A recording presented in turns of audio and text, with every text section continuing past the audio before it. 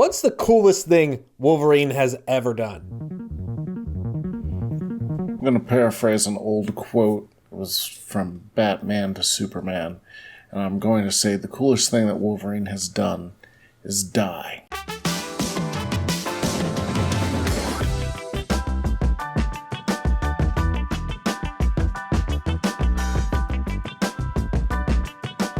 Welcome to Context Club, a weekly-ish podcast about your favorite movies, video games, comic books, and shows, where Mike Williams and myself go through and flip over all the continuity, context, and clues surrounding your favorite hobbies so we can just talk about them at length, give you all the context that you need to understand things fully.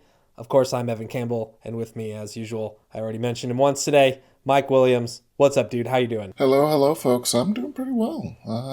It's weird. One of the things with having a scheduled podcast like this is occasionally you will run into the week where all of the stuff is happening. A lot of stuff is happening, but it is all happening after the time that you record the podcast.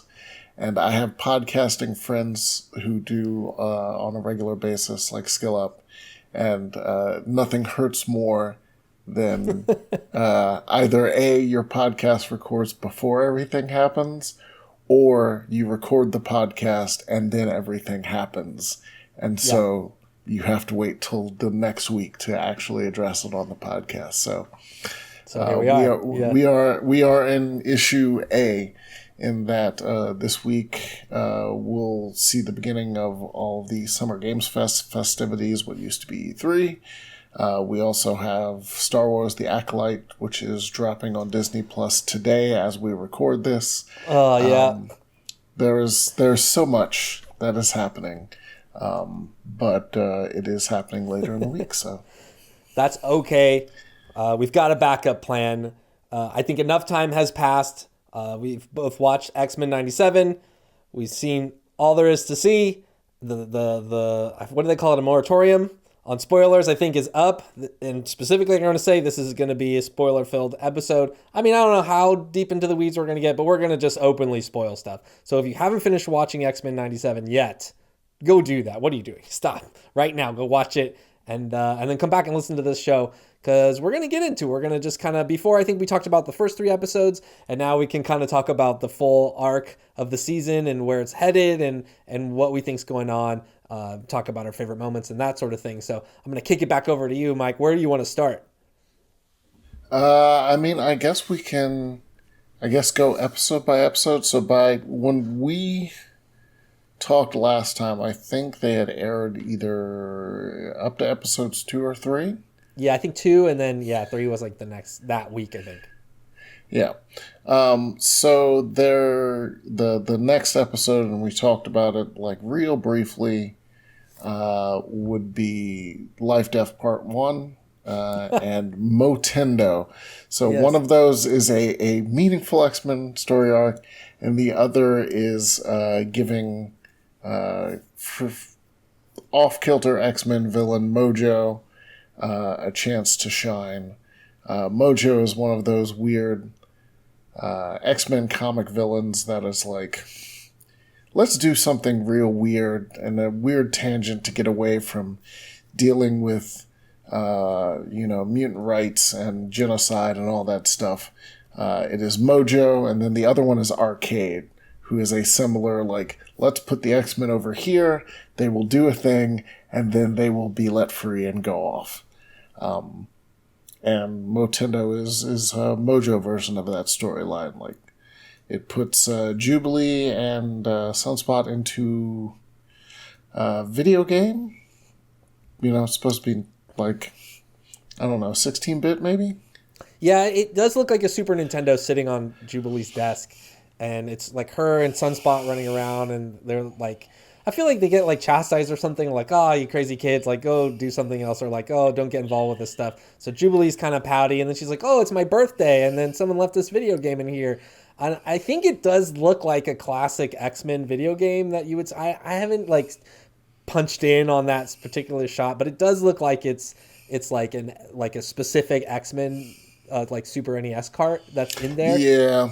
Yeah, but I forgot what it was. Someone probably has it, and we could just look it up right now. But I think you get the point, though. And essentially, they get Jumanji'd into this game where they get zapped into the Mojoverse, right, or Planet Mojo, basically, where it's like before, if you watch the old X-Men animated series, there was a feature with Mojo where he had like trapped the X-Men in a daytime show, and there was like a romance version, and there was like some other stuff in there. Oh man, I'm a little rusty, but yeah, the X-Men basically have to fight their ways through the show, and then Mojo's all about ratings. But now they've kind of updated it. It's so weird that the time capsule of X-Men '97, where it's like now he cares about like almost like Twitch streaming, but at this point there's no Twitch streaming. It's like Super Nintendo games, but the crowd loves a good game. So yeah, and it was very it was very weird. I mean, I guess Mojo was streaming before streaming because the whole point of the character in his world is he is constantly like he kidnaps people to create an entertainment for the slave-like denizens of his world, universe, whatever. Yeah. But for the X-Men, he is generally a non-threatening villain. Like, they go through nonsense, but they tend to come out of the other side. And in this, that's exactly what happens. And then the second part is the one that actually matters. We'll talk about that one in a bit. That's Life, Death, Part 1. They kind of just jam it in there, too. They don't give it a lot of time to breathe, but that's just kind of the whole season is like that, I feel like. Yeah. Episode 5 is Remember It. And that's the one where we really start getting deep into the stuff that matters, where everything, the shit gets real. And the early part of that episode is dealing with the whole Madeline, Jean, Scott, Wolverine thing. Yes. In like record time. Like it goes super quick in a way that the comics didn't at the time. And then we move on to Magneto, Rogue, and Gambit in Genosha.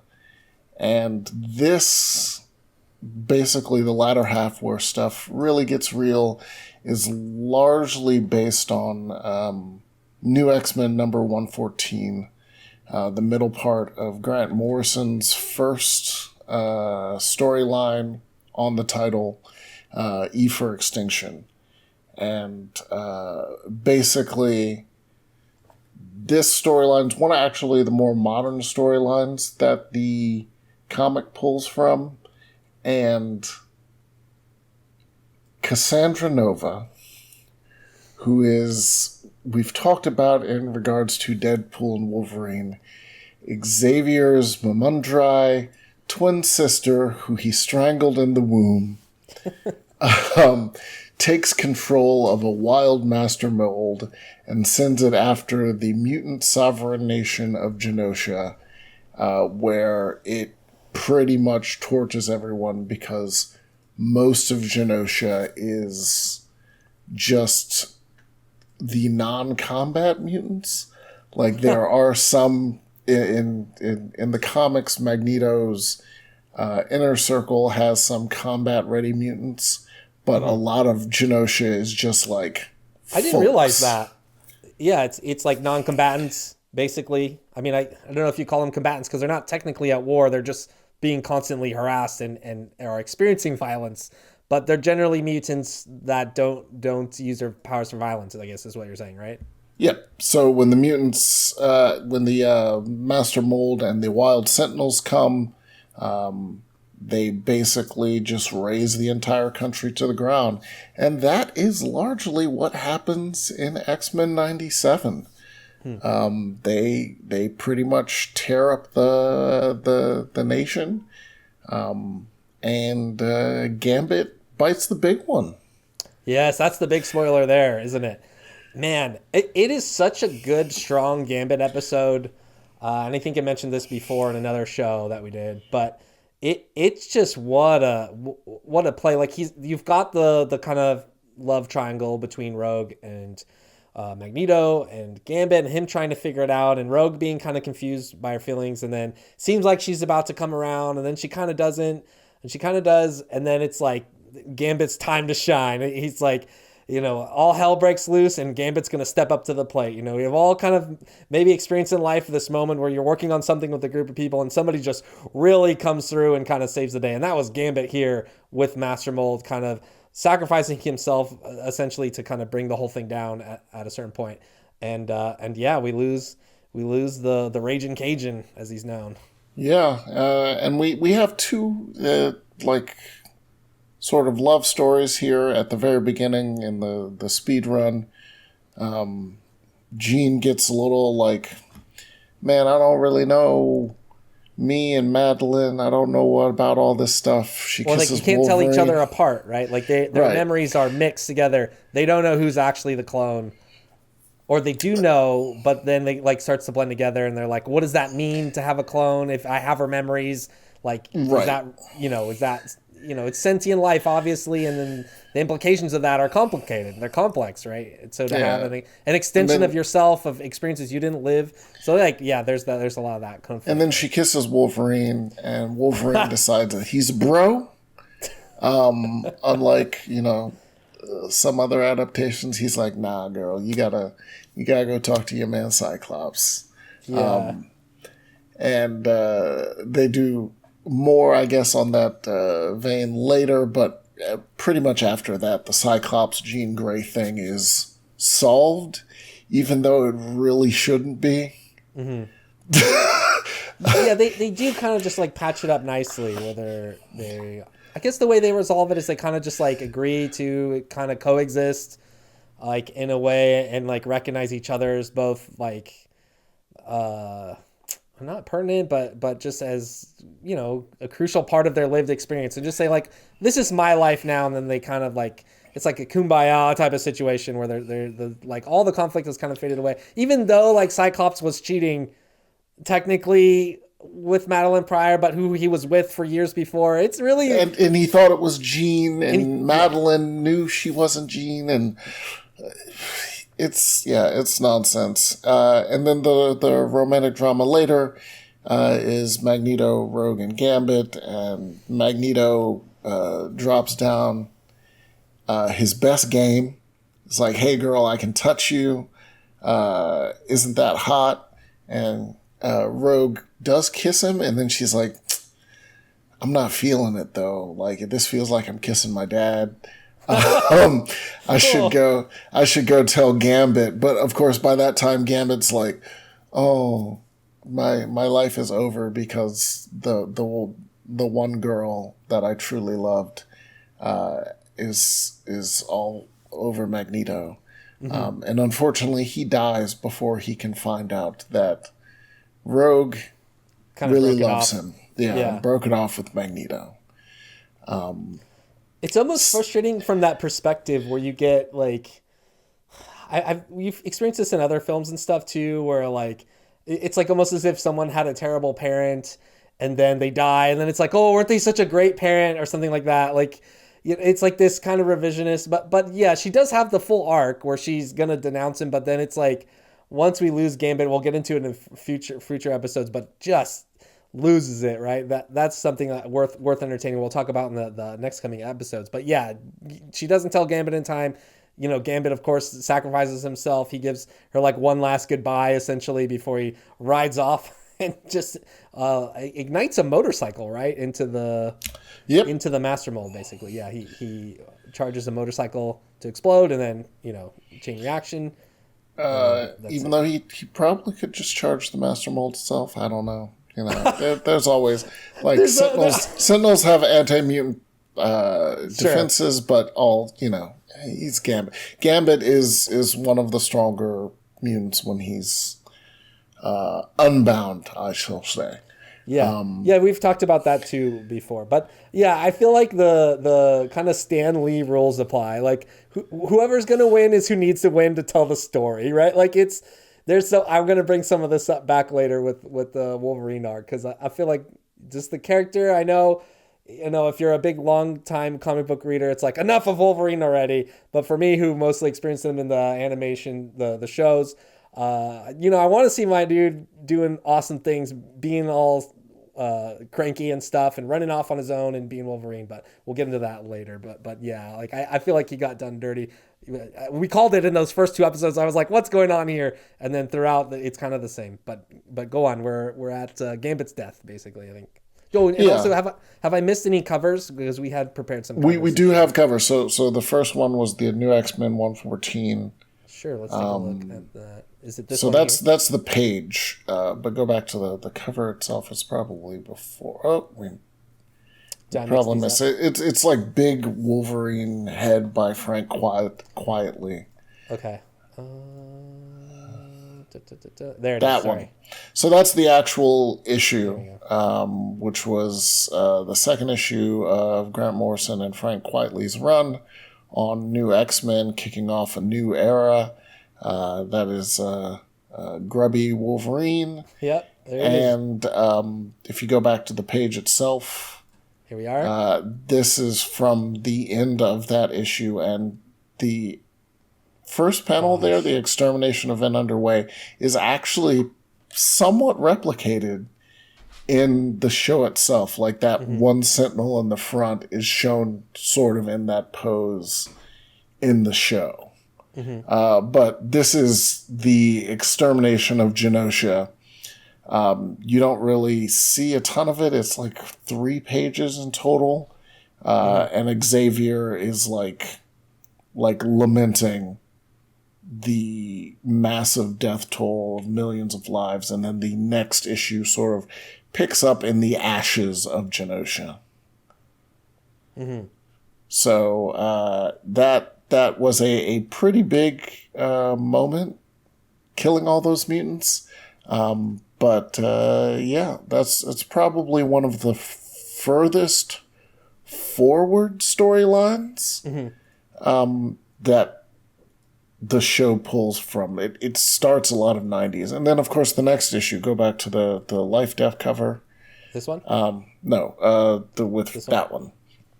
The next episode is Life Death Part 2, which is the Life Death storyline with Storm and Forge, and Storm sort of finding her place in the world now that she doesn't have powers anymore. Which was a thing that happened for Storm for a much longer time, again, in the comics than it happens in the show. This is also part of where we get cool Mohawk Storm with the leather jacket. She uses a lot of knives. It's a good storyline. Once again, they sort of speed run it. And much like Life Death Part 1, I actually wish they had done... So each Life Death episode is also partially another storyline. And Life Death Part 2 is largely dealing with Xavier and Lilandra in Shi'ar space and the Shi'ar Empire and all of that nonsense, which was a B-plot for the X-Men books around this time. Like, every now and then they'd go back and be like, so what's Xavier doing in space? And I kind of wish they had put Motendo and the Xavier Shi'ar stuff in one episode, and then let Life Death be its own entire episode. That makes sense. Yeah, because it is... Or at least if they were going to do Motendo, maybe mix it with another thing that wasn't a main canon event, right? That's not as serious, because it's kind of unfair to Storm and this arc. But I guess even then you would have even less time to kind of like understand what's going on. But I think they could restructure things in a way to like show that passing of time. But also they're telling this story, this whole thing in these various arcs in like... I'm not sure how much time passes in X-Men 97 between basically the attack on Genosha and the end that we get to, right? It's like a week, 2 weeks, maybe a couple months. I forget. There is some time that elapses. Maybe it's like 4 months or something. Um, but yeah, and we'll get into it, like the return of Xavier and stuff like that too, right? Oh, I think Yeah, you're muted for yeah. yeah. So I mean, we do get into that, and then they once again over the comics, it's the Xavier and Lalandra thing happens over years, and then eventually, they try to patch things up, and Xavier comes back, and then a large part of this sort of run sort of builds on X-Men Volume 2, which is the X-Men teams that we'll get into that in a second, but the X-Men teams, blue and gold, it's the classic look that the X-Men 97 look is based on. That's the Jim Lee, Chris Claremont run, sort of the next big X-Men thing. That sort of cemented it in comics, pop culture, and everything else. So the Cyclops with the blue and the gold bandolier and his hair sticking out, and Rogue, Gambit, Bishop, that whole team is basically the X-Men Volume 2 team. Mm-hmm. And then episode number 7, Bright Eyes, partially has Rogue on the warpath. We get a little bit of Rogue Captain America action there. Oh yeah, that's a great moment. Yes, we get she that puts scene. him in place, which is interesting because in the comics, we don't have like an issue with this, is that Rogue and Captain America have a really good relationship. Like Rogue has led a couple X-Men teams, but she's also led 2 teams of Avengers. The Avengers, both of them are the Avengers Unity Squad, as they're called, where after Captain America and the Avengers get called out directly on the fact that due to the way story silos work, anytime a major genocide event happens to the X-Men, the Avengers are nowhere to be found. And so the Avengers Unity Squad is sort of an Avengers team that also has a number of mutants on it.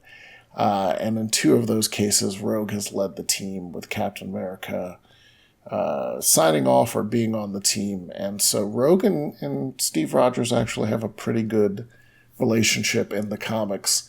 But here, Rogue is on the warpath, and she takes Captain America for task, Genosha, basically, y'all, once again, drop the ball and just let mutants die. Yeah. Then the rest of the episode sort of walks us towards what is the main villain for the rest of the season, which is Bastion, and Operation Zero Tolerance. And then after that episode, of course, it's the Tolerance is Extinction, which is the final 3-parter. But Bastion is a villain. That's the cover there. He had been mentioned and vaguely appeared in other issues, but this is the beginning of Operation Zero Tolerance, with Bastion fully stepping out of the shadows and enacting his thing. In the comics, he is future Sentinel Nimrod and Master Mold fall through a magical portal called the Siege Perilous together, and they are merged into this humanoid Sentinel guy, and that is Bastion. In the show, Nimrod is still involved, but it's like a bit of Nimrod is applied to a child, and that child is Bastion. Right. So he is more human than his comic counterpart.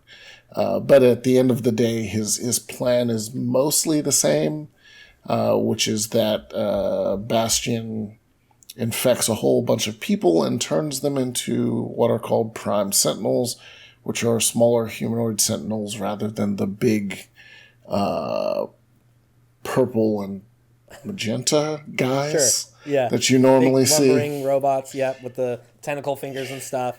Except the Prime Sentinels are very durable, very indestructible, right? They're like a whole new force. Like each one is like a mini Superman almost undefeatable. It seems like. And I mean, it has to be because otherwise they're fighting humans and killing a ton of humans along the way. Sure. Yeah, so that is the where Bastion comes from, and there I think I sent an image of Bastion himself also. Yeah. Oh, here we are. Yeah. Yeah, and that's him and his look. He always has the same look, sort of a future suit thing. His skin is supposed to be vaguely purple, like Nimrod and Master Mold and the Sentinels in general. Mm-hmm. Why this doesn't bother humans more is beyond me, but it's along the lines of one of those, like, why is the world scared of the X-Men and mutants when they're not scared of Captain America and the Fantastic Four? Like, that's just a comic conceit. You deal with it, whatever.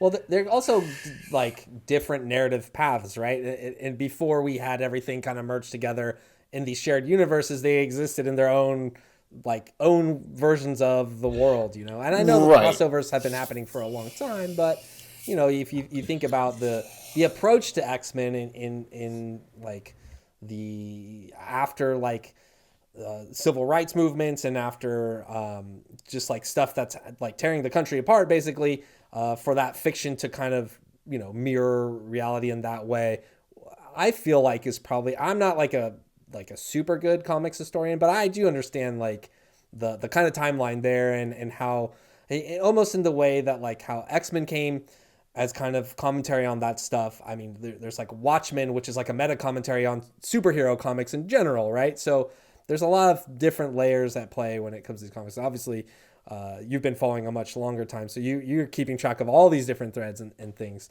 But it is interesting, when you introduce Captain America, and there's a shot of Spider-Man and a couple others, I think in X-Men 97, and to have that world kind of combined where there's like this more realistic kind, or I don't know how real it would be, but this kind of analog for like modern racism essentially, and that wouldn't apply to like Captain America and Spider-Man and Iron Man and all these other like superhumans, metahumans, however you want to call it. This is a good call out there. But again, and that's like, again, part of the reason for some of these issues are you have a shared universe in the comics and whatnot, but in our world, non-diegetically, everything are content silos. So there is an Avengers editorial team. Got it. Like there's an Avengers editor that deals with all of their books. There is a X-Men editor that deals with all of their books. And in fact, Tom Brevoort, who was the longtime Avengers line editor, just became the X-Men editor. But basically, they're planning separate stories that are doing their own thing. And that is largely why they do not cross over. So when the Avengers are dealing with world-ending stuff, the X-Men in the past don't show up. These days, usually what they do is one issue of the crossover that deals with what what they're doing, what the other people like in the other line are doing. So like, you know, when Spider-Man is having gang war, there's like a gang war X-Men issue that deals with, this is what the X-Men were doing. You know, these are the X-Men that are involved in gang war, and the rest of them are over here. Sure. Civil War, I think, is a really good example where they like that. It's a one crossover event that I feel like permeated almost like mainstream culture, and obviously Civil War, the Avenger, or sorry, the Captain America movie, right? Tie-in stuff there, like But Civil War in the comics, I think, is like a similar premise where there's like a government registry, but it's almost like an X-Men moment of like, well, the United States government recognizes, these like super incredibly powerful beings. Let's like get them registered. Let's keep tabs on them. Let's make it official and stuff. And then of course, Captain America in the comics as well as in the film, pushing back on that with like a subset. And then there's the big breakout. But, you had like exactly what you're saying, Mike, is like, there's so many Civil War comics. I feel like hundreds, I want to say, or more than over 100 different kind of, not exclusively runs, but there was like multiple runs with hundreds of issues spread across that universe with like, there would be X-Men in Civil War and like where they're coming in.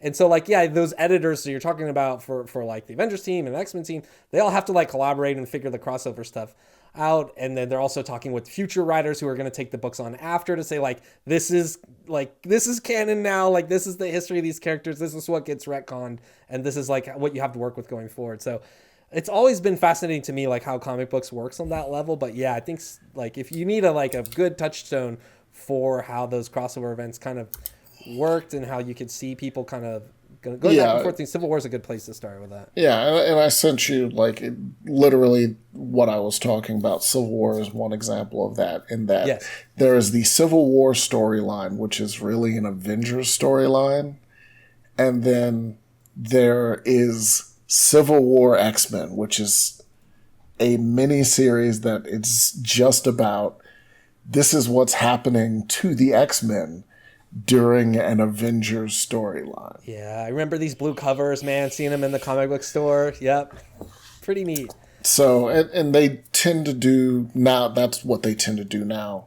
But a lot of times back in the day, like, you'd get one storyline over on the Avengers side, or one storyline on the street side, or on the magical side, or the cosmic side is a little bit easier to explain.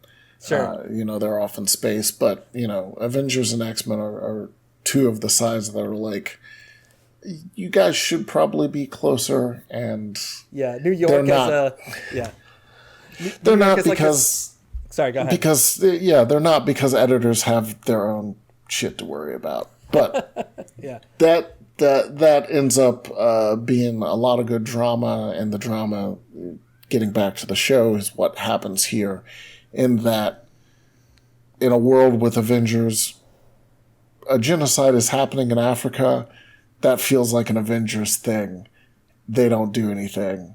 We actually don't even know what kind of Avengers are happening in this universe as of yet. I believe in the original show, Captain America did appear in the past. Yeah, he did. But yeah, I think maybe Iron Man did, but I think that was it. There was on Fox Kids, there was an Iron Man show and a Fantastic Four show. And there's actually been a few Avengers cartoons, but we don't know like how those connect up, if at all. So yeah. Maybe there's just an Iron Man and Captain America and not really an Avengers in this world. I don't know. Do you think it would be bad or good if for like, let's say we have this, like, let's say in the modern MCU, we get a movie where we have like a Cap level figure who runs into Rogue, and it's just like they're characters with history and they just acknowledge each other as if the X-Men always existed. Do you think we get that? Or do you think we get like a full, I know we've talked about like the full kind of resetting, like almost like a complete retcon of everything, like kind of the reset after Deadpool and Wolverine.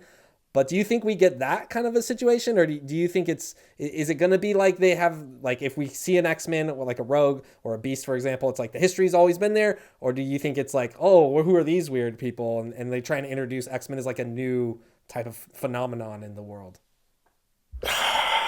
I feel like they're going to have to do a reset, because if you do mutants are just now appearing,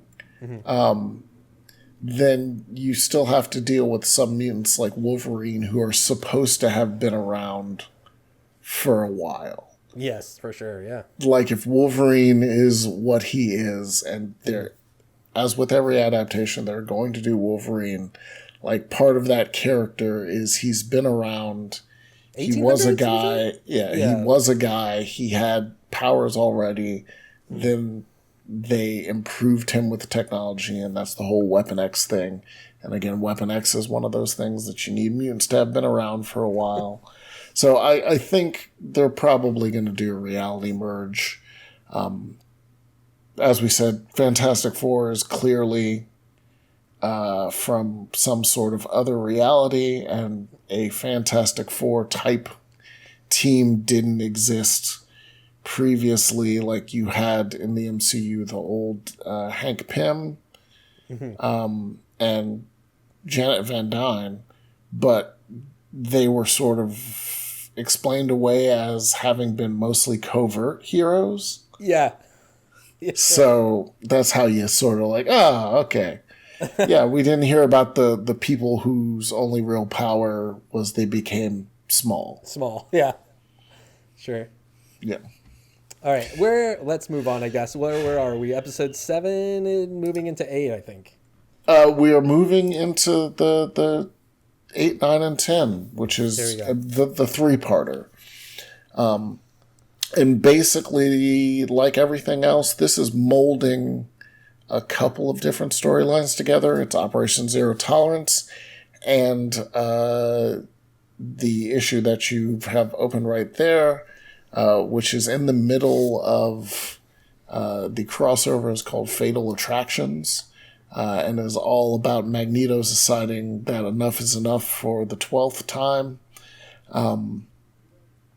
And so episode 9 actually has Asteroid M, which is supposed to be Magneto's, at the time, sort of separatist mutant fortress in space that he is keeping afloat and habitable, and due to Magneto once again deciding enough is enough, the X-Men send their blue and gold teams to take him down, which is what happens in the show. Yeah. And of course they send Wolverine for no reason. It doesn't make any sense.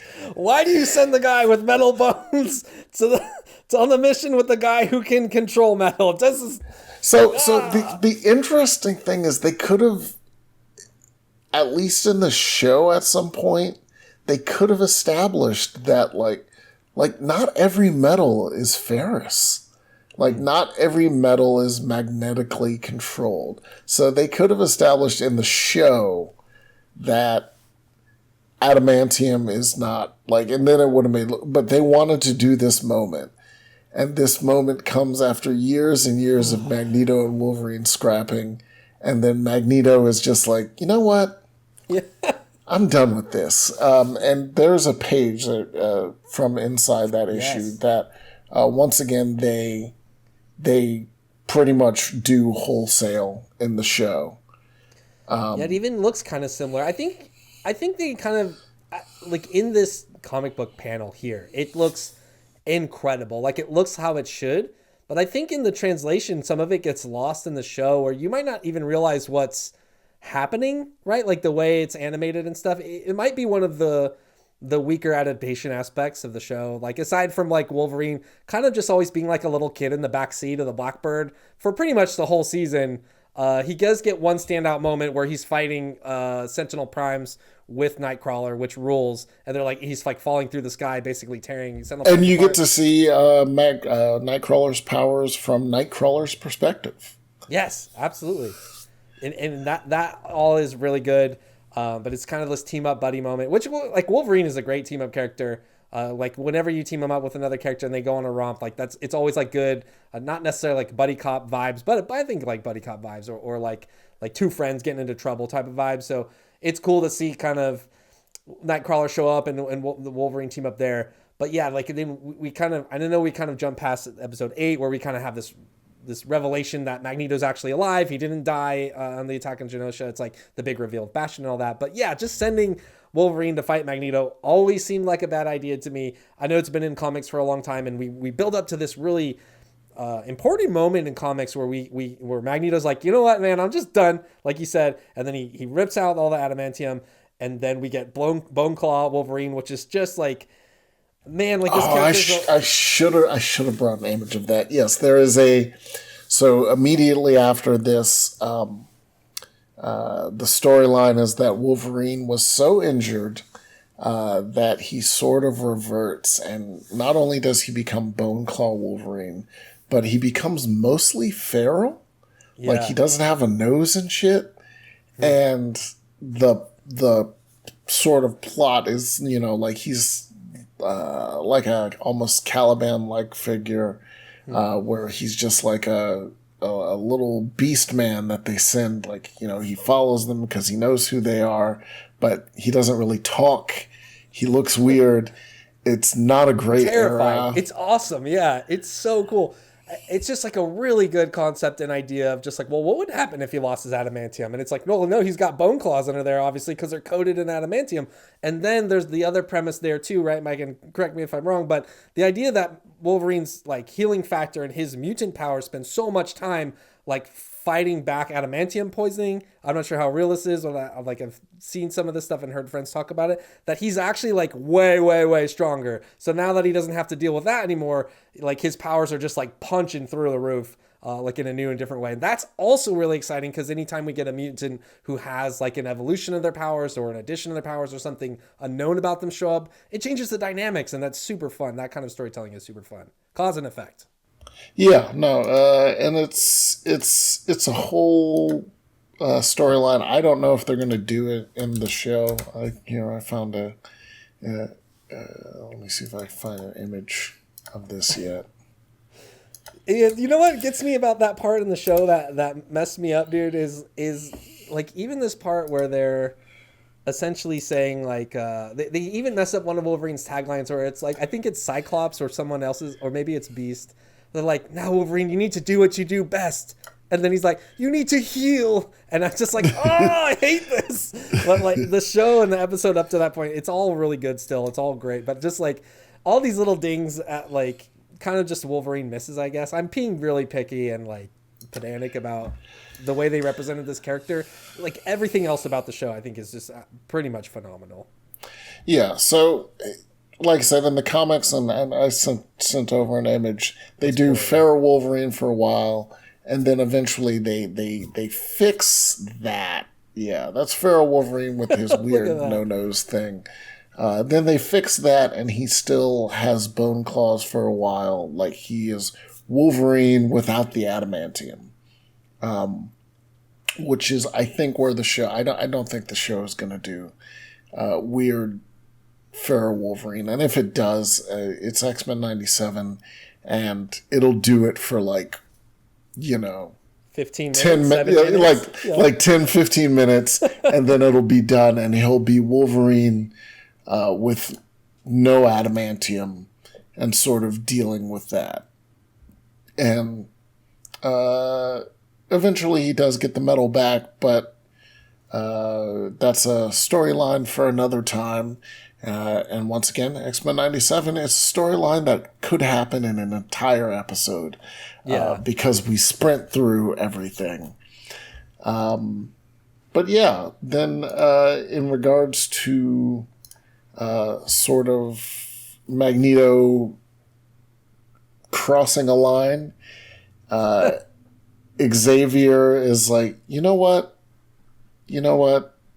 Like, I'm going to take control of you, which to me was going to do Onslaught, which was another from this era, and that image right there, like that you just went past, is Wolverine fixed again. He can talk. He's got a nose, but he's still got bone claws, and he's like, yeah, it sucks, but I'm fine. And part of the issue at this time was he didn't know that they were bone claws. Mm. So, like, for him, it's like, damn, that means I was born with them. That's real weird, yo. I should go figure out about that. Yeah, because I remember talking with one of my good friends, Ryan Adams, who's like he was like growing up the seminal comic book guy in my life who like read everything. He picked up Marvel and DC books. He's reading. he's reading just constantly comic books all the time, and he'd be like, "Yeah, Wolverine has bone claws," and it would seem like this crazy revelation at the time, especially for me, having had heard it the first time. I think he had known about it for a year or two up to that point. But yeah, this is an article on CBR that just kind of goes over the arc of Bone Claw Wolverine. It was by David Harth. But yeah, some cool shots of the covers and panels in here. But yeah, like you're saying, Xavier kind of takes note, right, and is like, okay, fine, we're taking the gloves off, then we're just gonna do this, Han. So yeah, he does incept Magneto. Essentially, they go into Magneto's mind, and we get the kind of flashback Magneto, and he's in there kind of just messing stuff up, basically trying to control him so he can, because I guess at this point Magneto has also reversed the poles on the polar caps to like create essentially like a worldwide EMP that takes everything back to the Stone Age. So Xavier has to do something. He can't just let the madness continue. And then I think also at this point, which I believe that thing is the thing that happens in Fatal Attractions, the crossover that sends everyone after Magneto. Like he sends the Earth slightly off its axis or something stupid like that. I don't know. Then in the mind bit, Xavier and Magneto have a super gay moment, just amazingly gay. So if that has been your ship that you have been shipping forever, they try to deliver on it as good as possible, and then they send Asteroid M further into space. It explodes, and the X-Men, everyone's like, "Oh, the X-Men died," and then Bishop comes to tell Forge, like, "Nah, man, I'm a time traveler. They didn't die. They're just lost in time." Yes. And the periods that they show, so Cyclops and Jean are in the future, and they meet a lady called Mother Ascani and a young Nathan, which is a reference to this cover that you have here that, go back. Okay. The Adventures of Cyclops and Phoenix, which is basically a storyline, I guess, to sort of deal with the fact that Nathan went into the future as a baby and came back as Cable. Right. The Adventures of Cyclops and Phoenix are basically a chance for Cyclops and Jean to raise him. So as like hidden as these people, Red and Slim, they sort of raise Nathan and sort of teach him how to fight and teach him how to be a man. It was a miniseries, I want to say for like 4 or 6 issues, something like that. And it's basically just them raising Nathan in the future to make him into like baby Cable for a couple of years. And the lady that they meet, Mother Ascani, do we want to say who? Spoilers. Spoiler alert. Sounds a spoiler horn. Yeah, like future spoiler alert. Get ready. Mother Ascani is a character in the comics. When she was revealed, we already knew who this character was, and it is Rachel Summers, yet another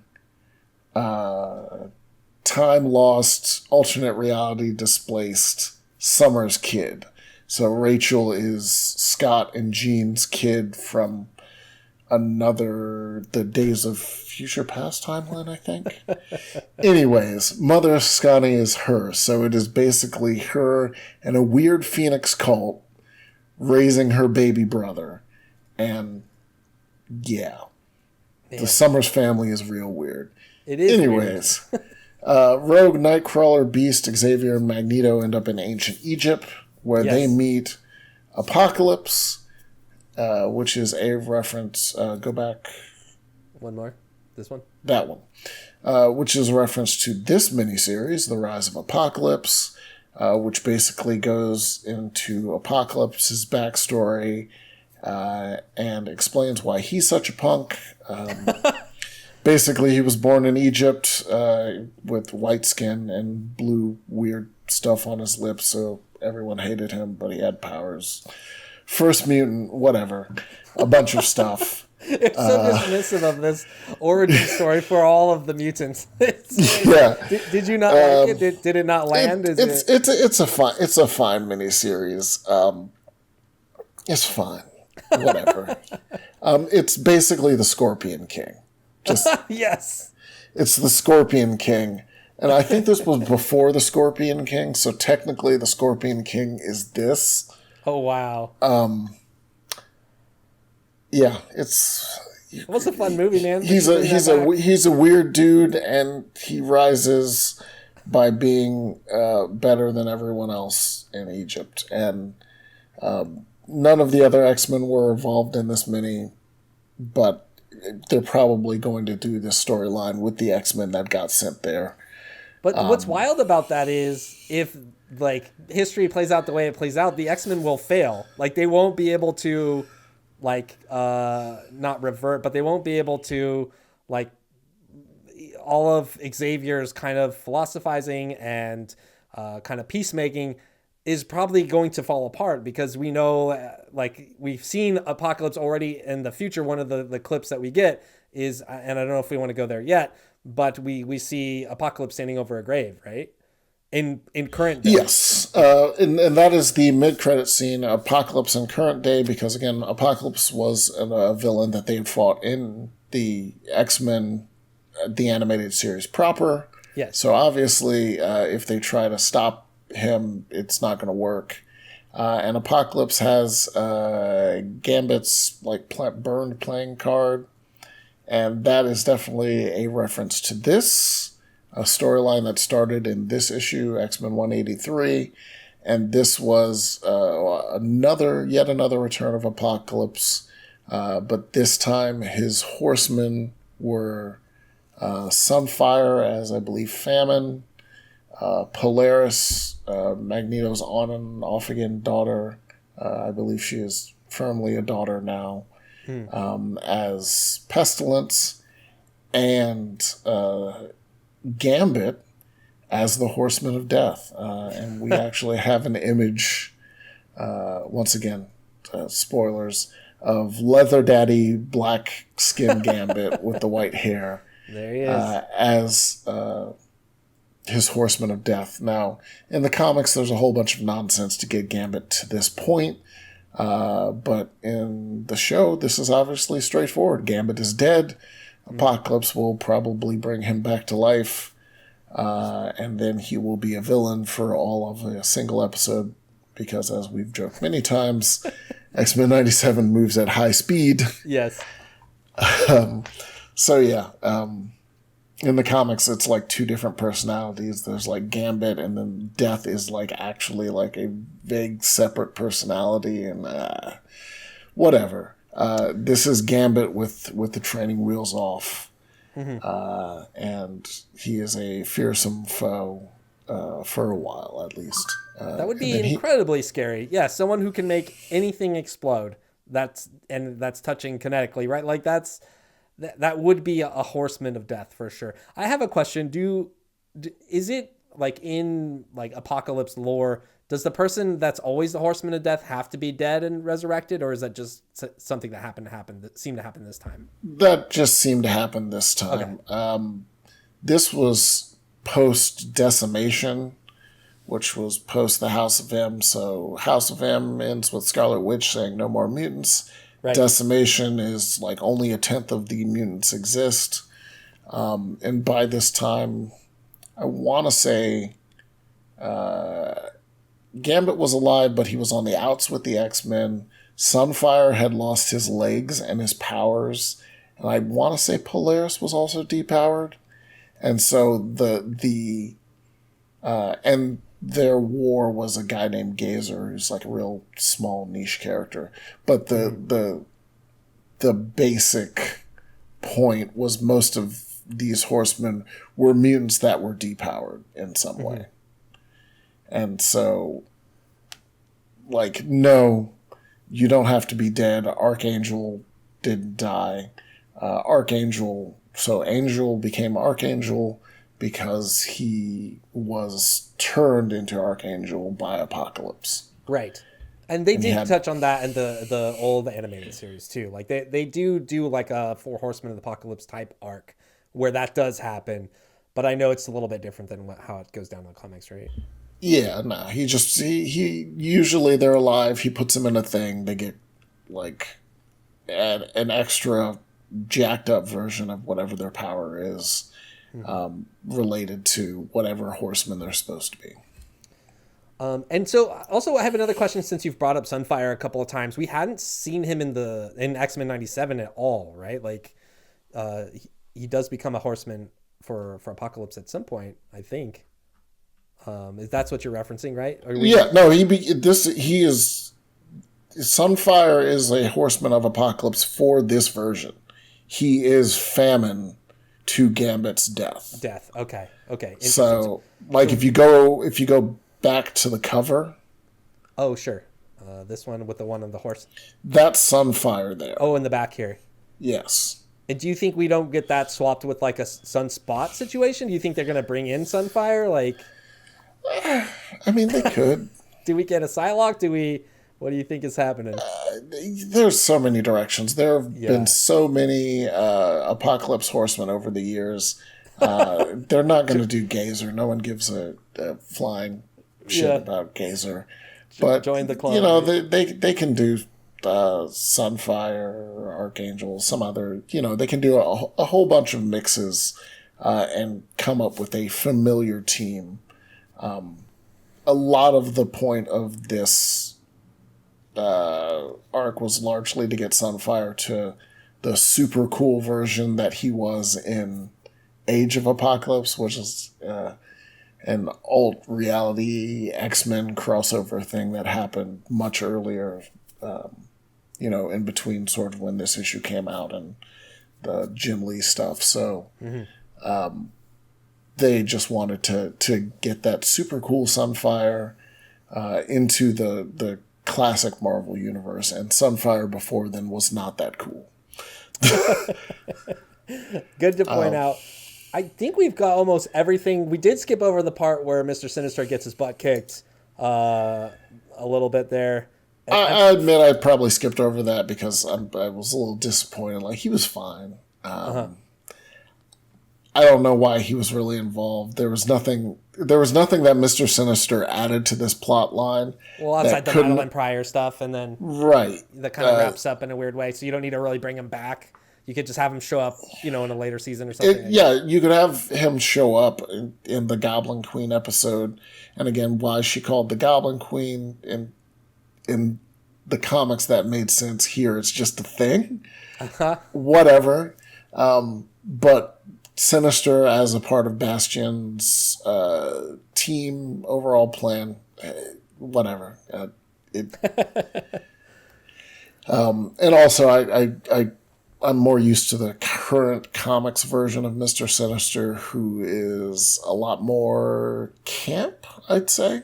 Oh, really? And a lot more fun. So this version of Sinister is just like, whatever. He's a guy. He's there. Too self-serious, you think? Yeah. Okay. Yeah. Oh, right on. Do you have anything else you want to close out on? Man, I don't know. I mean, I figure at this point they'll probably they're going to do each of these storylines and sort of wrap them up and bring everyone back. This is vaguely similar to Bastion was a result of the Siege Perilous.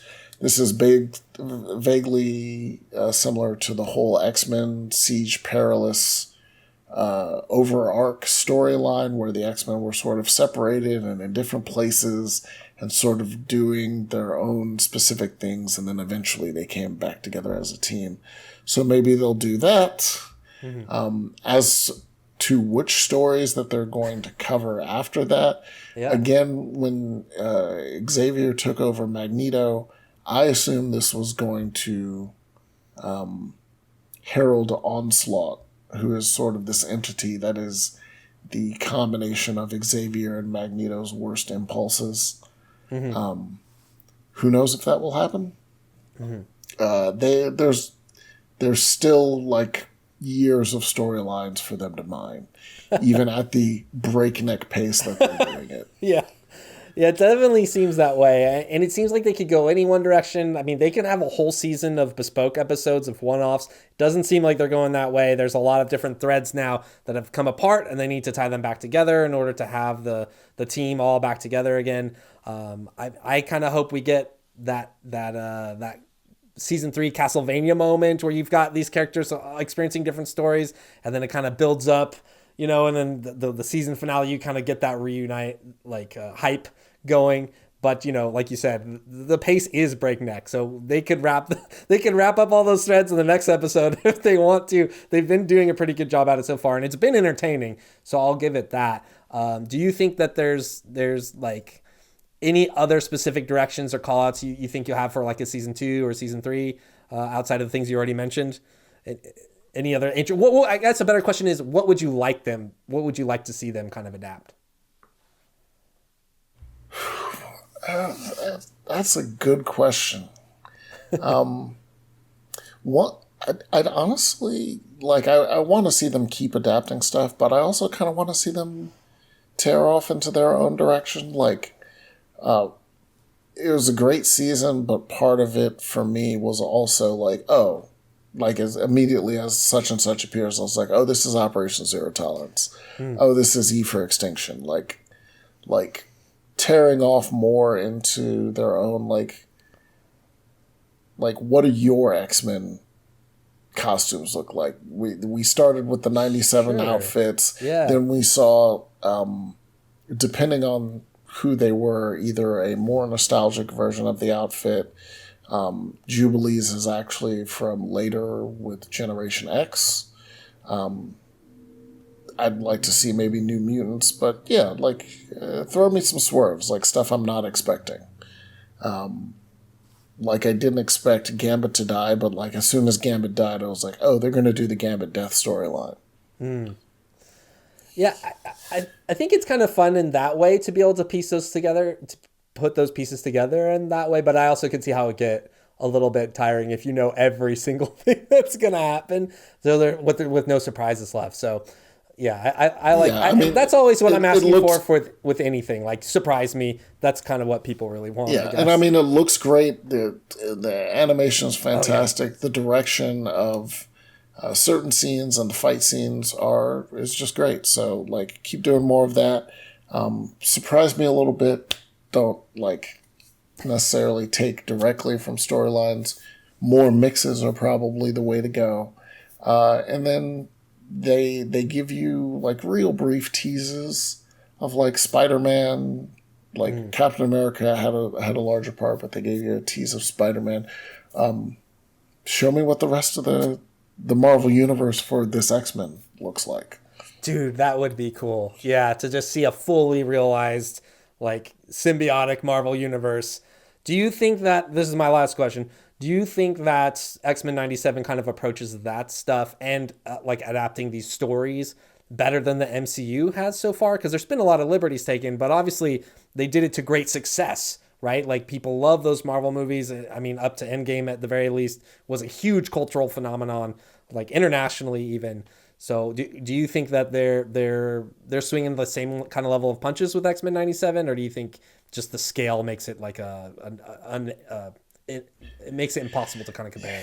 It's very different. I will say, in terms of just the X-Men, this is better than what has been done. If you were to break this up into movies, I could see this being this would be better than the X-Men films that came before. Better than the MCU? It's different. Hard to say. A lot different. Because they're taking a lot of liberties with those characters too, and changing a lot of different things as well. Yeah, I will say it's probably better than most of the MCU shows. There you go. Yeah. Which I feel have had issues. Usually, they have good moments, but they tend to have issues finishing up. Where I'm okay, we're just sprinting towards the finish line now, and this doesn't really feel as satisfying as it could. Whereas, yeah, I totally agree with you. Outside of Loki, I totally agree with you. Yeah, absolutely. Yeah. and that's, like a budgetary thing, but like, Yeah. I think that's probably the part in terms of the MCU on the show side that I would like for them to do a little bit better. I'm also big on larger episode counts, so. Yeah, sure. Give yourself time, right? But they've definitely, at the very least, set themselves up for, like, people are going to look at 97 and be like, that's what we want. Like, do that in live action, please. Good luck. So good luck, guys, because, again, they got 2 hours at best, 2.5 tops, to do whatever storyline they're going to do and introduce probably, since the X-Men, like 7 characters. So we'll see. Including a big bad, like a really good big bad and like the meaningful storyline. Yeah. While also addressing the other villains that they faced in the past. It's incredible. It's a fantastic show. So we'll see how the movies go. It's a tall order, and maybe you rely on that cultural osmosis. Like, you don't need to do Batman's. You don't need to do Batman's parents dying. You don't need to show Superman in Smallville or on Krypton. And for the X-Men, if your team includes like the basic heavy hitters, Cyclops, Wolverine, probably Rogue, at least those 3, you can probably get behind a lot of cultural osmosis. Like, we know who Cyclops is, we know who Wolverine is, and Rogue and Storm are probably like the 4 that you need. Like, put those in there, and then the other 3 you can sort of play around with. You can have more fun with. Yeah, you can have more fun with whoever fits in those spots. Yeah, that makes a lot of sense, and that's pretty well said. So let's wrap it up there. That's a pretty comprehensive comparison between X-Men 97 and the comic books that inspired it. This has been really fun to do with you, man. But that's going to end this episode of Context Club. I am Darth Burrito on Twitter and on Blue Sky. Mike, you are MH Williams on Blue Sky and Automatic Zen on Twitter. Correct. If you want to see any of our crazy musings throughout the week between episodes, you can check us out there. We're always here on YouTube as well, checking out comments. And I keep promising we're going to get Spotify. We're going to get other podcast platforms. I promise I'm going to do it. It just needs the right window of opportunity to like get productive and make it happen.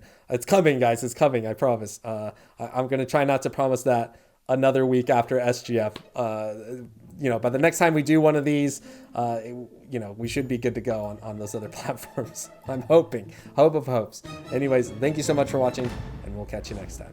I don't hate Wolverine. I do have a general issue with the... and one thing I think we're going to talk about, Wolverine tends to monopolize any X-Men adaptations that he appears in. He does steal the oxygen a bit. Yep, that's true. As opposed to being a guy on the team, he tends to be the guy on the team, which, hey, it's one of those...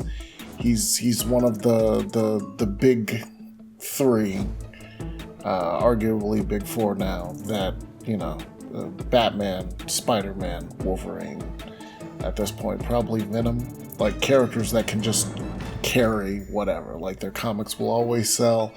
The world will make sure that they are always in everything. Like, you're never going to get an X-Men without Wolverine as an adaptation. Probably true. Yeah, I didn't think about it that way.